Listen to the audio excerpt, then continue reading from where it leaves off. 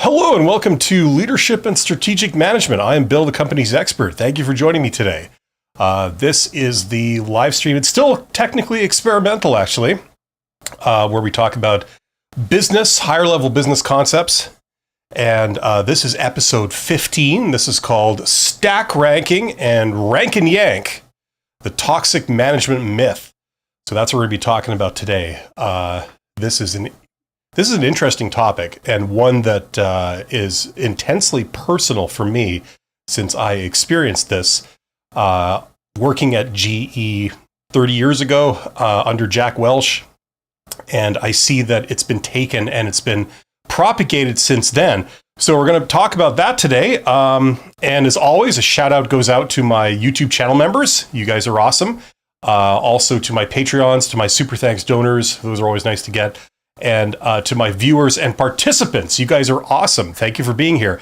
This is primarily an interactive Q&A. So if you're seeing this right now, you should see a chat box somewhere nearby. Get in the chat and let me know what's up. If you have been a subscriber to my channel for any amount of time, you should be able to get in there and let me know what you're wondering about and what your thoughts are on different things. Yeah. I haven't had a whole lot of preparation for this, but that doesn't matter. We're going to forge ahead. I'm just going to try and jury rig this thing so that I can share my screen with you guys. Here we go. So a video feed of what I'm already saying in real time. See if we can pull this off. Here we go. Okay, right on. So now I can share my screen, and I like to, the kind of thing for me these days has been using ChatGPT live on the air to define things and to explain concepts. It does two things. Number one, it encourages people to use some of these AI tools that are available. Are they the be-all, end-all? No, but they're incredibly useful for certain things. And also to show that I'm not just making a lot of this stuff up. If you were to independently research it, you would see that it's in fact a thing. So it kind of has a dual purpose there. So let's define this. Okay, so those of you that have been around for a while, you may have heard of this. It's called stack ranking, and it's had different names over the years because it's a very controversial thing. And in fact, you have a lot of people that are of the opinion that it is just a bad thing that doesn't work at all. It's a bit of a hoax. It's all a cruel hoax, I'm telling you. And you may have had the misfortune of having this implemented where you work or where you have worked in the past. So let's define it. And, instead of just telling you, I think I'm going to do it in real time. Let's do this here. So I guess I'll use the audio interface. Okay, so stack ranking and rank and yank. Let's just see if that's enough for it to give us a definition there. Okay, here we go. Perfect. So, you know what? I don't normally do this, but I'm going to do it today. I'm just going to read this out. Okay, so there's two concepts here. One is the sort of basic version, and the other is the more amplified, intense version. So stack ranking is the basic version. It's a method of evaluating employee performance by placing employees into a forced distribution curve. So this is where they rank you based on how well you perform against your peers, against your fellow coworkers. Okay? Employees are ranked in comparison to each other, typically into categories like top performers, middle performers, and low performers.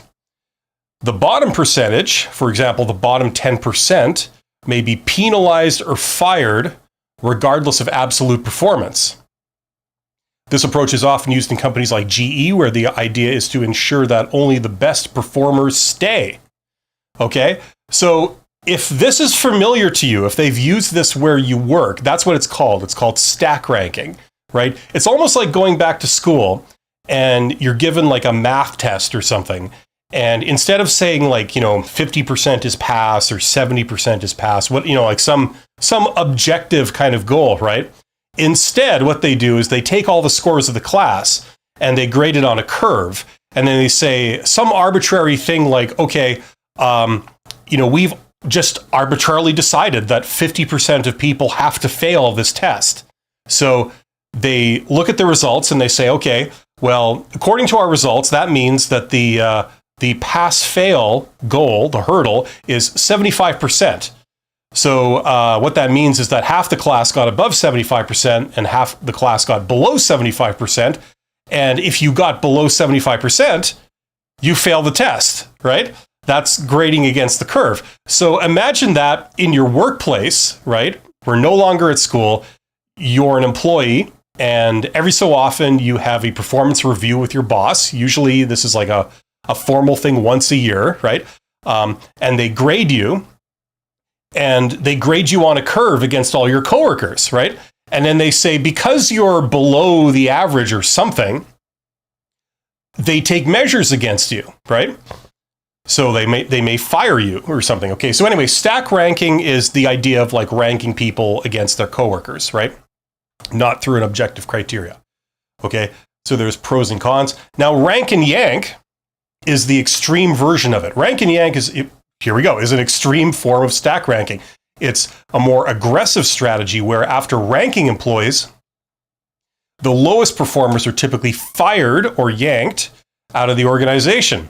This method was most famously used by former CEO, GE CEO Jack Welch, and I had the divine pleasure of working under him for a few years.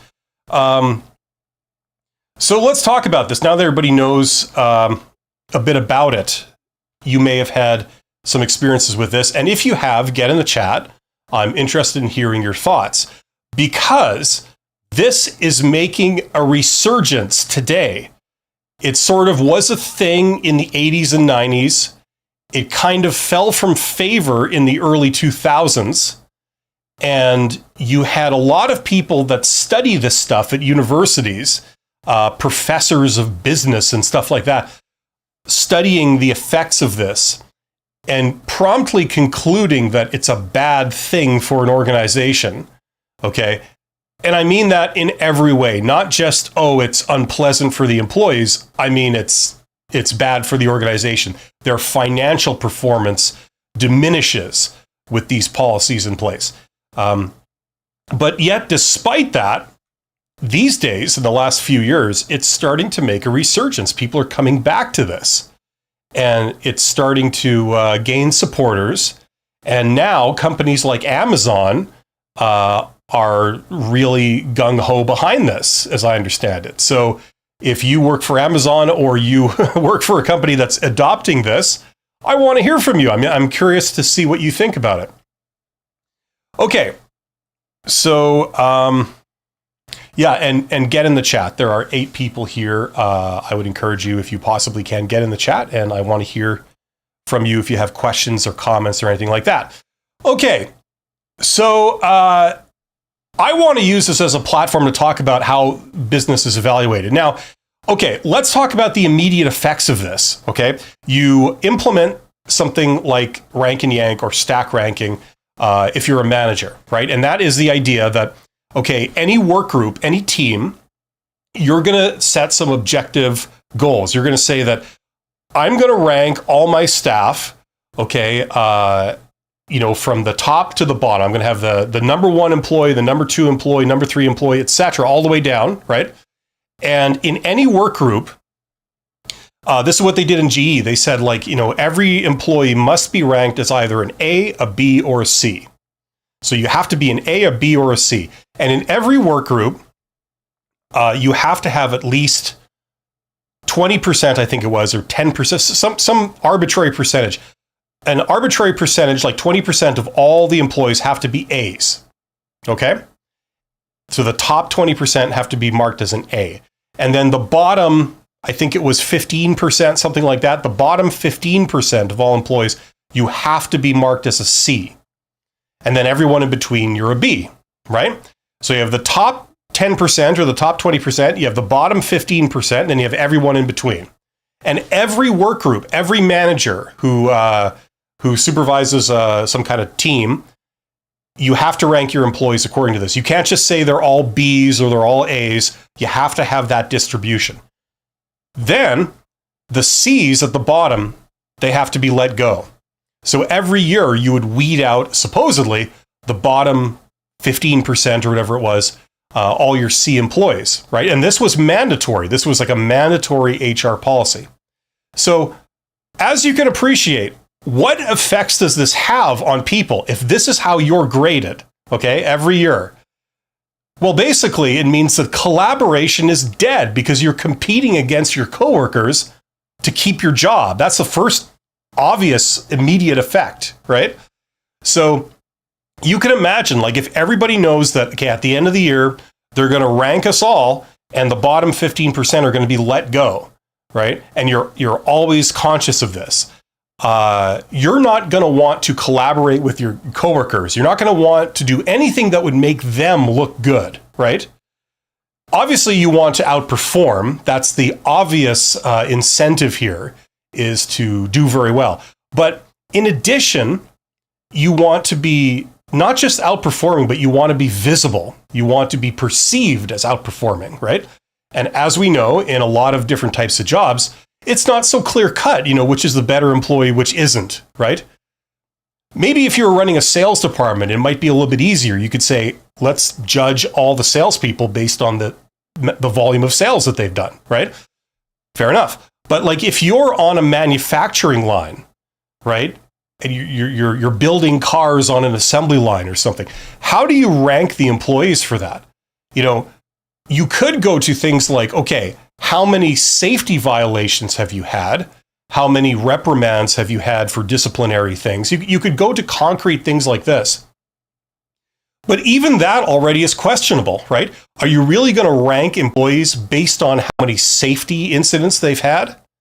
One would argue, if you understand safety culture, you understand that area, that safety incidents have nothing to do with how safe or unsafe a person is or their performance. It's to a large degree a random occurrence, right? Based on random chance. The people that work in more dangerous jobs will have more safety incidents than people that work in safer office jobs or something, right? So you can't just say, oh, you've had more safety violations than that person, therefore you're a lower ranking employee in terms of performance. It could be that this employee is always working in the office, right? There's not a lot of opportunities to be crushed by machinery when you're working at a desk, right? So it raises a lot of issues like this, artificial ways of evaluating people against each other, right? So already you can see how there's like just a total incentive for all kinds of political type stuff going on, right? You're going to sabotage people. So that's what leads to this. It leads to not only employees not wanting to collaborate so they both look good, but you're actually giving people incentives to work against their employees and sabotage each other, right? So one could argue that that's probably not a good thing for a company to try and encourage, right? But yet that's what this framework is creating. So you eliminate collaboration, and then you give people an incentive to sabotage their coworkers. There you go. Now, what they found is that, as you could probably guess, there's a lot of other negative effects of putting the system in place. For example, a lot of good employees who are just tired of this constant competition, they may leave, right? Whenever a job is undesirable, whenever it sucks, what we find is that talented people tend to leave, all things being equal, and the company tends to require having to pay a premium to keep those talented employees employed there, right? You would rather jump to a more pleasant job if, all things being equal, right? We want to go to a place where they don't evaluate you like this, right? You're not in constant fear for your job, and you're not always concerned about having to look good all the time, and have other people look worse than you, right? So there was a ton of these offshoot effects. Let's go to ChatGPT and just see if we can get a list of those. Here we go. Okay. Whoops. As you can see, I have supreme technology. Okay. You got to love that 10-second delay on any command you give it. Okay, so obviously stack ranking has a lot of negative effects on organizational behavior. What are some of the negative effects that we see when we implement stack ranking in an organization? Let's see what it says.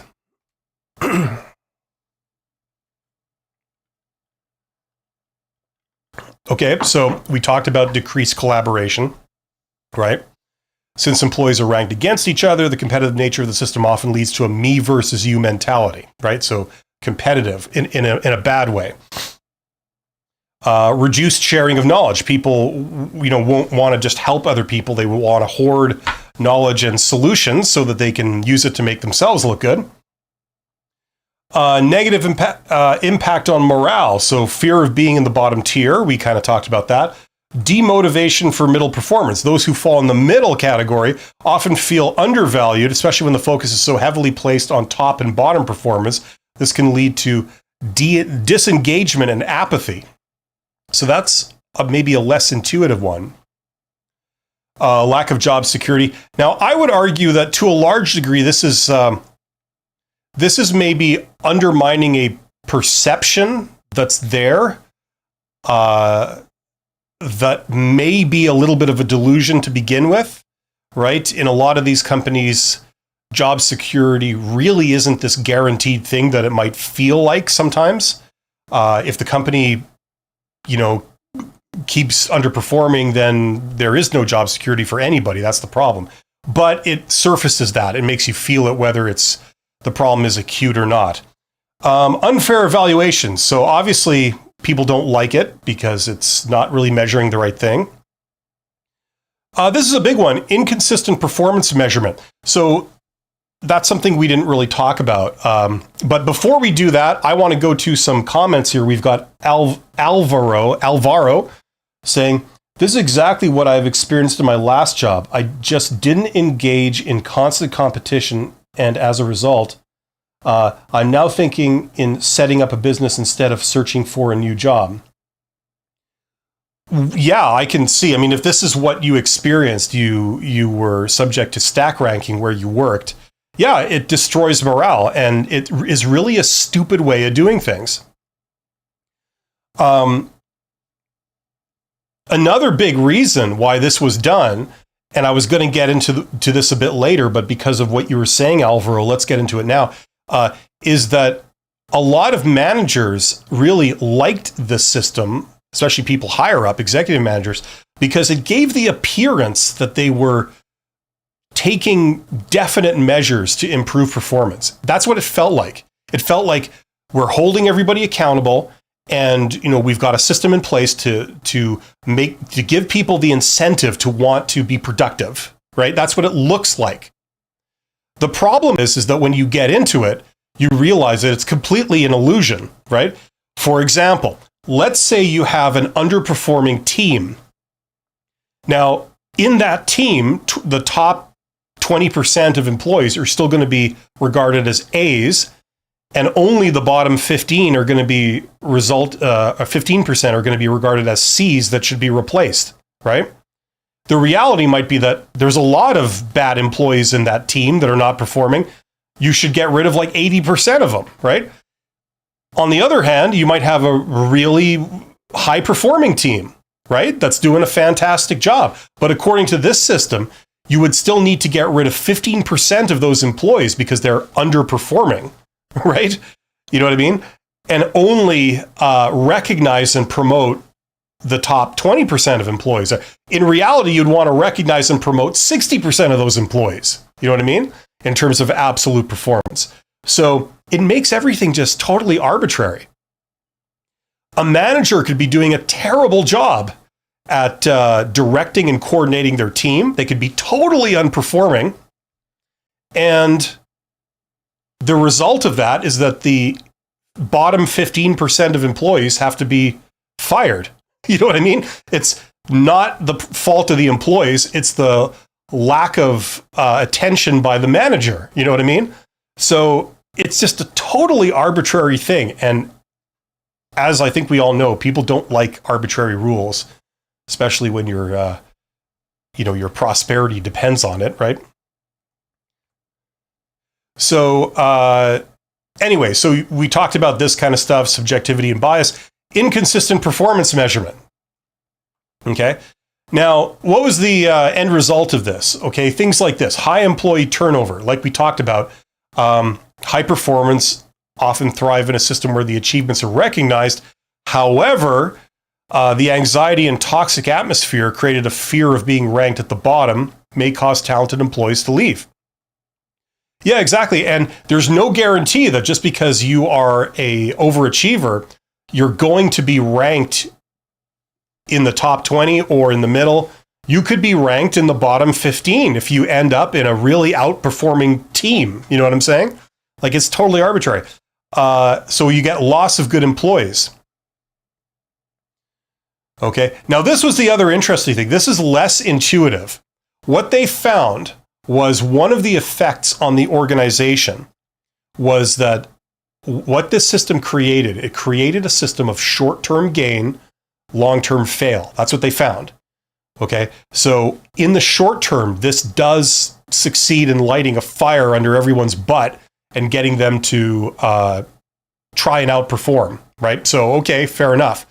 But a lot of the negative effects don't show up till later in the long term. That's when you see people leaving. That's when you see people sabotaging each other and, groups of high-performing employees getting broken up and dispersing themselves and stuff like this. So short-term focus. So prioritizing immediate results over long-term goals. Okay. Nobody's interested in looking good in the long term because in the long term, they may not be there. Their immediate concern is the short term. And so that brings a focus on the short term. They just want to survive the next round of performance evaluations. Overlooking development needs. Rather than focusing on employee growth, stack ranking often leads to an environment where managers are more focused on evaluating performance in the immediate term, right? So that means that doing the long-term work that you need to do for things to work properly doesn't get done. As a result of that, you get, a lack of innovation, right? Because that's usually, not always, but a lot of innovation involves like thinking beyond the short term, okay? Lack of experimentation, things like this, because there's risk. It could backfire, and if it backfires, you lose your job. So, things like this, a lot of interesting organizational effects. This one isn't too much of a jump to see. Erosion of trust, loss of trust in leadership, toxic work culture. Okay. So a lot of these are just sort of derivatives of things we've already talked about. And then after a while, another long-term effect is that you get a reputation for it being a crappy place to work, So there's a lot of issues with it, right? Now, what is the counter argument? This is what's interesting to me, okay? In business isn't always about giving everyone an easy ride, right? So to play devil's advocate, what is the counter argument that's pushing back against everything we've talked about? Stack ranking and rank and yank is making a resurgence today in companies like Amazon. And it's gaining a lot of traction. It's starting to be fashionable again. That doesn't happen for no reason. Obviously, there's something driving the appeal of this thing. What is it? And once again, I'm interested in your thoughts. This is actually a live, interactive live stream. So there's a Q&A, there's a chat box. Get into the chat box. Let me know your thoughts on this because I am interested. I'd like this to be a kind of group discussion if possible. What's driving this? Well, the big counter argument, as far as I can tell, and this does hold a bit of water, is that businesses don't exist to give employees a free ride. And their comfort isn't like priority one. Their goal is to make money. Their goal is to be profitable, and their goal is to do it in the long term, right? So when you consider that, a lot of executives that are finding this system attractive, they're thinking in those terms. They're thinking like, look, I don't really care if people aren't having an easy ride as long as we produce solid financial results. If we produce solid growth and solid returns, that's what's important. And, everybody's happiness is not really necessarily a part of that, if it's producing results for everyone, right? So that's where the thinking starts, right? Now, in a lot of ways, that holds up. But what are some of the things that are making this look attractive? Now, to start this off, I want to get ChatGPT's thing so you can tell I'm not just making this up and I'm heavily biased. Okay, so to play devil's advocate, what are the most convincing arguments supporting stack ranking and rank and yank? I understand that these management philosophies are making a resurgence. What's the driving factor that's making these things look attractive? I could think of a few. Let's see what ChatGPT says to start this off. For a start, it's an easy form of people management, right? Okay, so high performance culture. Top talent gets recognized. Stack ranking is designed to make sure that top performers are visibly recognized and rewarded, which can lead to a high performance culture. Okay? Now, in all fairness, it kind of does that. It does it in a stupid way, but it does do that. Creates urgency. Knowing that they will be compared to their peers encourages employees to push harder to do their best. Well, that's true. This is certainly giving people an incentive to outperform, right? Differentiates top performance. In large organizations, stack ranking clearly distinguishes those who outperform the rest, ensuring that the best talent is acknowledged and retained. Now, you have to admit, these are things that good companies should be doing. If you're a great employee, you should be recognized for that, right? You should be rewarded. Okay? I'm sure you have possibly worked in a place where you've noticed that there are a couple of employees in your particular work group or team that are very good employees that do a lot of work and they have a lot of knowledge, and their contribution does kind of go unnoticed, right?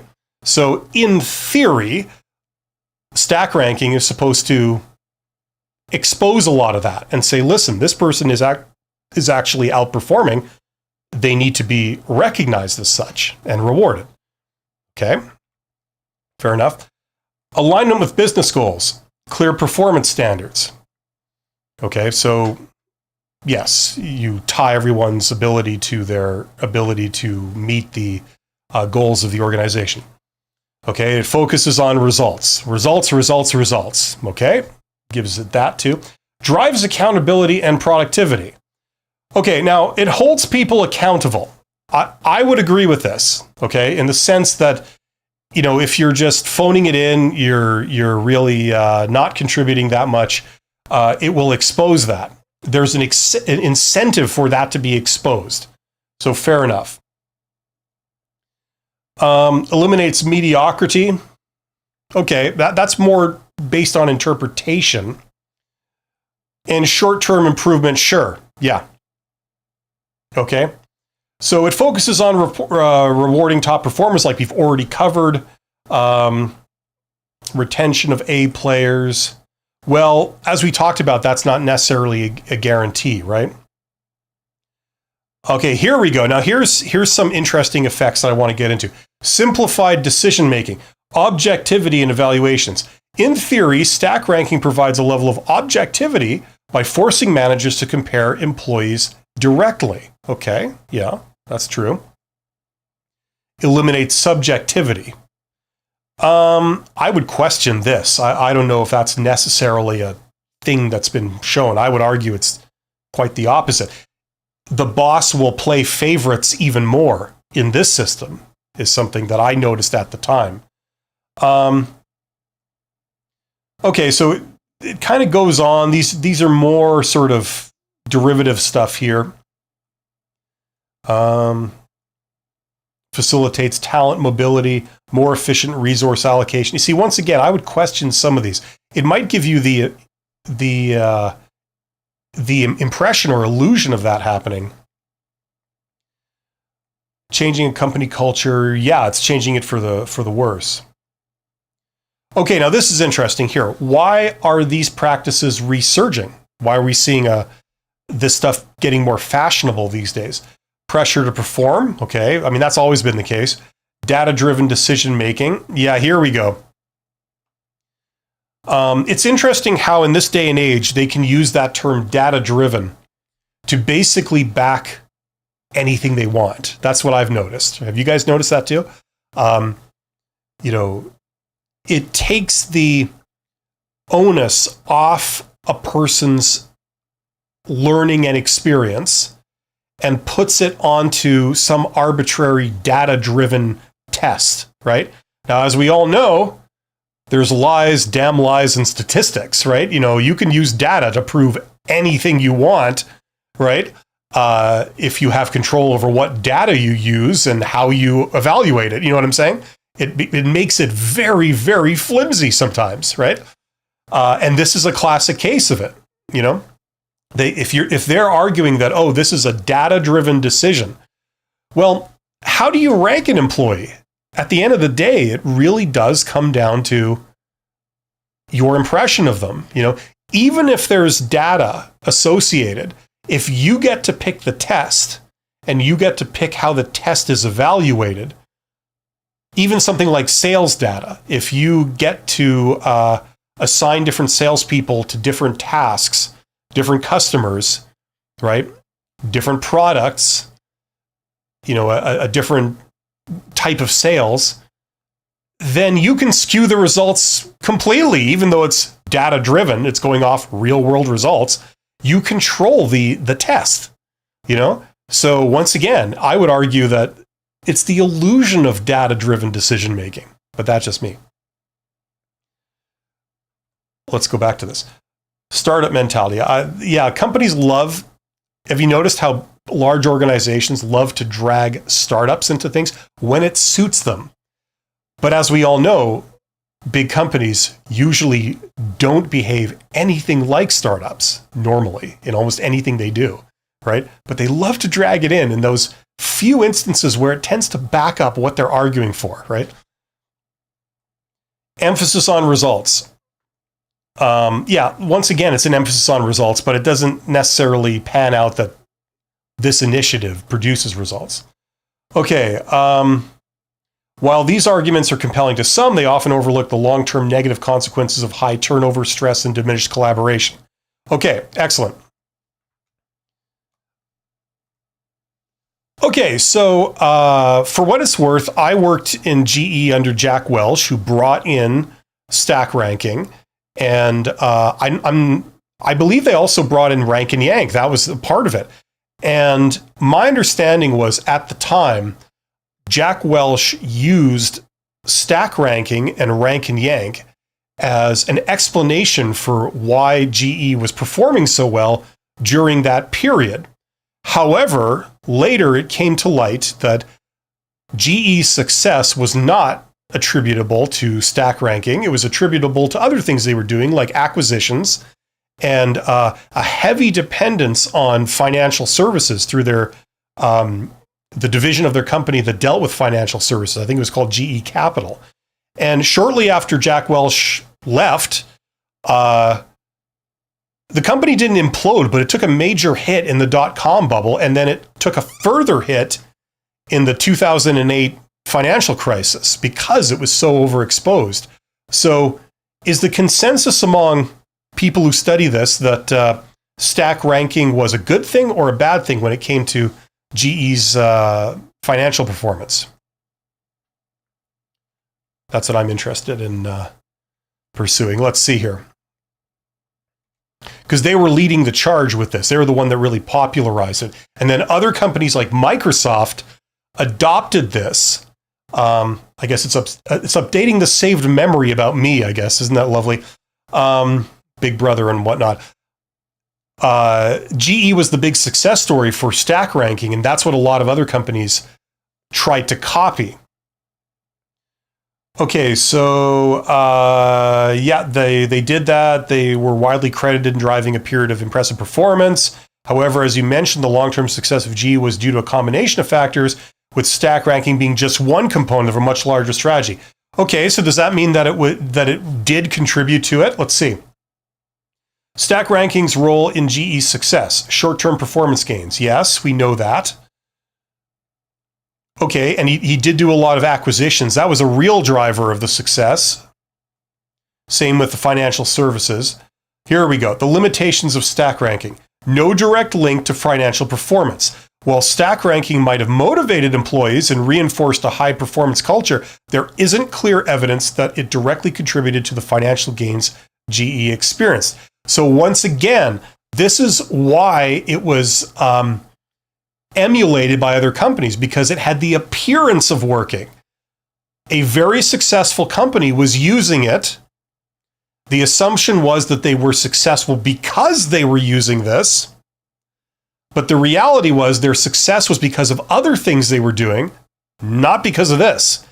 And a lot of people have said since that this was actually a hindrance to them. This was actually holding them back, right? I'm interested to see where that comes from. Okay.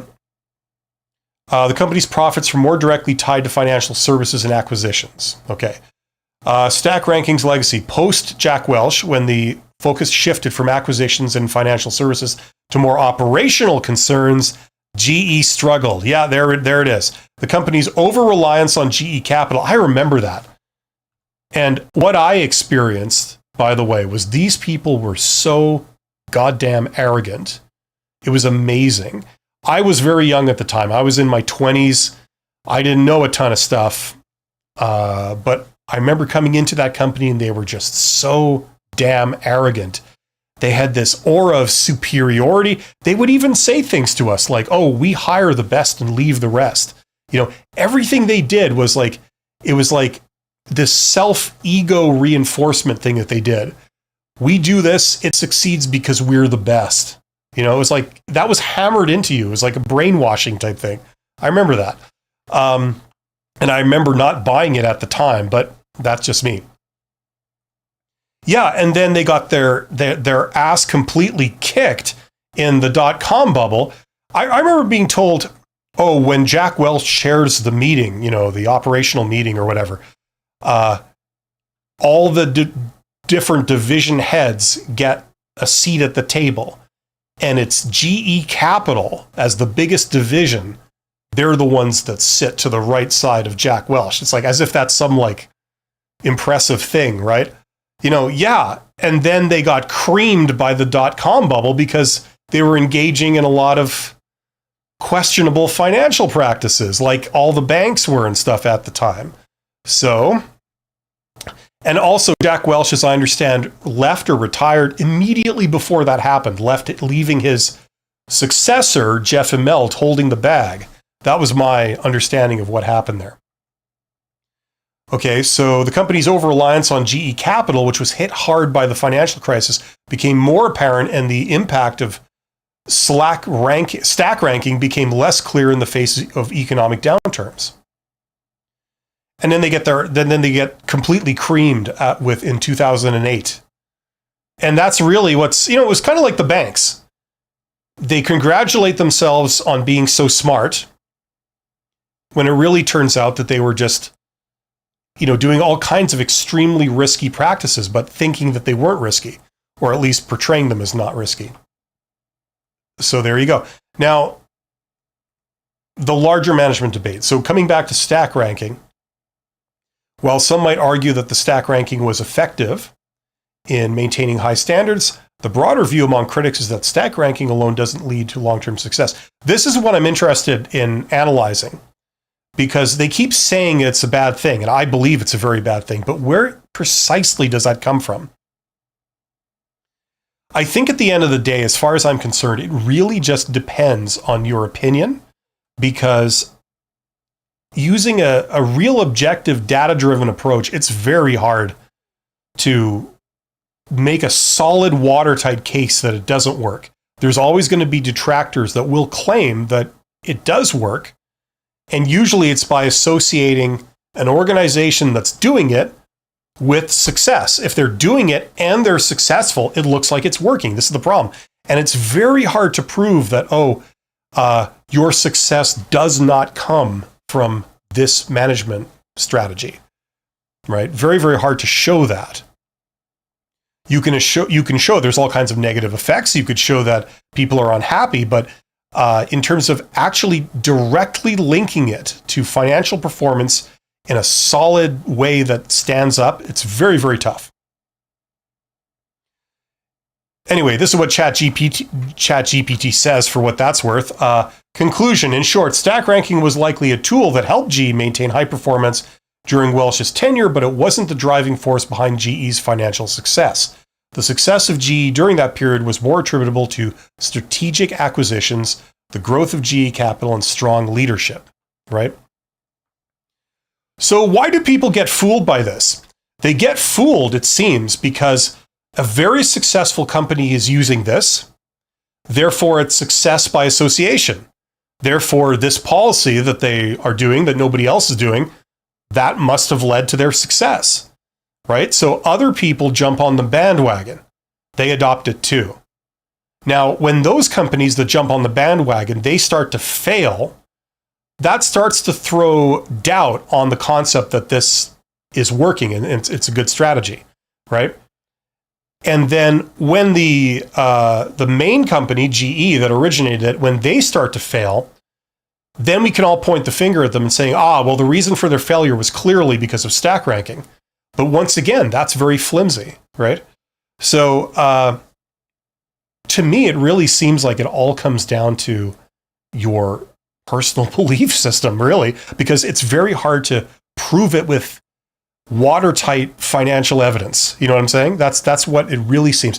You cannot isolate these elements and say which one was responsible for a financial success and which one was responsible for a financial failure, right? That's the problem, and you can't compare apples to apples. It's always apples to oranges, because even if everything else was the same, if you did it today, it would be happening at a different time. So that makes it different. It's not the same thing anymore, right? So interesting way of looking at it.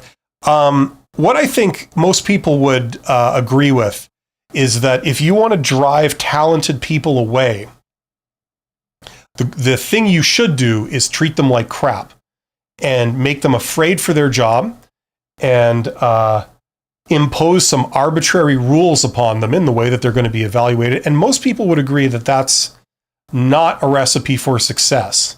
Can you prove that mathematically? No. But I think most people intuitively would recognize that that's probably not a good thing to do. And I don't know about you guys, but in my career, I have a history of working for, in the first part of my career, large multinational corporations that had some very weird practices when it came to how they treat and evaluate their employees. And long term, they all pretty much failed. So is that scientific evidence? No. But it does strongly suggest that a lot of these things, this approach just doesn't work. It's good to want performance. It's good to create urgency. It's good to want to reward the better employees. Great. But doing it in this way is highly, highly questionable, leads to some very negative effects. And it's more than a coincidence when you see these companies failing long term because of it. That's what I would say. But I'm interested in what you guys think. Do you agree with this? Do you agree with what I'm saying? Or is the jury still out on this? Because this is relevant. Companies are starting to adopt this again. And a lot of employees would agree that this is not particularly fun to work under. So there are 14 people here. Let me know what you guys think. Ash says, hi, just joined. Okay, well, I pretty much come to the end of, the sort of presentation I wanted to give. And I'm just opening it up to what you guys think about stack ranking. So let me know if you have any opinions on it. This is quite experimental, actually. I'm still doing this live stream on Fridays. I'd like to do a lot of these dives into higher level business concepts. This is kind of what I find interesting on a personal level.